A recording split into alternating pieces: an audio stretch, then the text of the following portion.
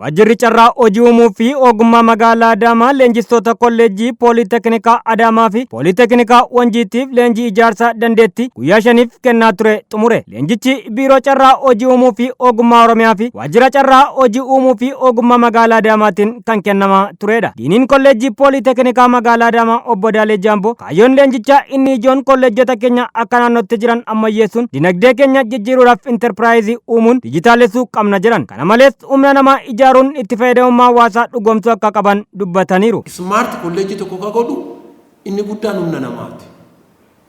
Harkaan hojjetama waan ta'eef teknooloojiin harkaan hojjetama.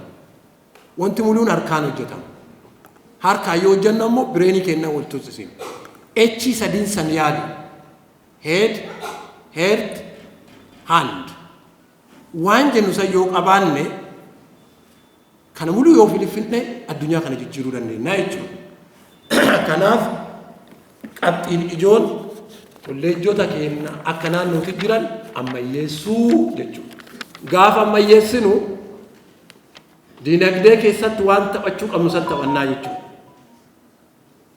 Kanaaf dinagdee keenya jijjiiruudhaaf intarpiraayizii uumuudhaaf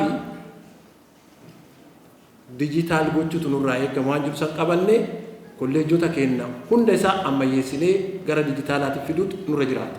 Itti gaafatamaan waajjira carraa hojii uumuu fi ogummaa magaalaa Adaamaa obbo Abdul Qaadir Xayyibu mootummaan keenya ergamoota gurguddoo kanneen akka misooma, dinagdee fi siyaasaa irratti hojjechuun cunqursaa waggaa 100 oliif uummata keenya irra ture qolachuun sadarkaa kanarra geenye jirra jedhan. Mootummaan biyya tokkoo ergamni isaa guddaan nageenya lammiiwwan isaa eeguu akka ta'e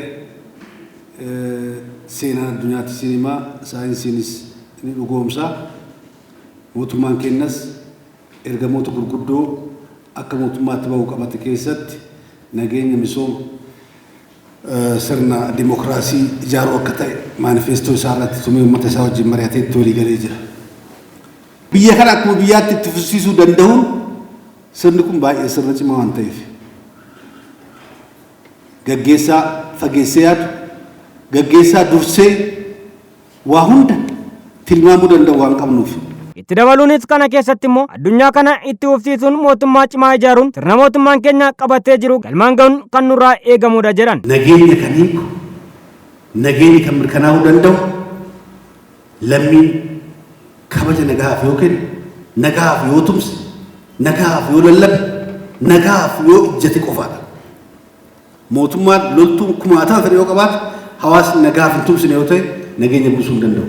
Itti aanaan kantiibaa fi qindeessaan kilaastera dinagdee magaalaa Adaamaa obbo Mulaatuu Dhibbaa isin leenjistoota waan taataniif ogummaa qabdan cinatti oomisha irratti xiyyeeffachuun qaala'insa gabaa irratti hojjechuun haala gabaa tasgabbeessuun danda'amu irratti hojjechuu qabdu jedhan. Kana malees gama nageenyaatiinis xiyyeeffannoo gama keessaniin itti kennuun biyya keenya gara fuula duraatti ceesisuun akka danda'amu irratti kallattii kennaniiru. አንድነትን እንፍጠር። ኢትዮጵያ የእናንተ ናት፣ ለዘላለም ትበለጽጋለች። ኢትዮጵያን የሚያፈርሱት ይፈርሳሉ፣ ለኢትዮጵያ የሚተጉት ታሪክ ይከፍላችኋል። ስለዚህ እናንተ የተማራችሁ ናችሁ፣ እኛ ሁሌ ከእናንተ ጋር ነን።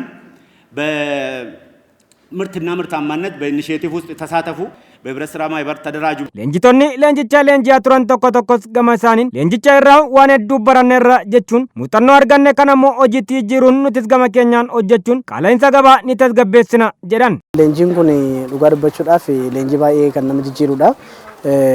Mata dureedhuma isaarraa kaanee yeroo laallu tokko sirna ijaaruu irratti waan baay'ee viidiyoo irraa ilaalaa turre akkasumas immoo marii irraayis waan hedduu gabbifachaa turre waa'ee interpreneurshipii wal qabatee interpreneurial leadership irratti wal qabatee waa hedduu argannee akkasumas immoo muuxannoo wal jijjiirree jirra.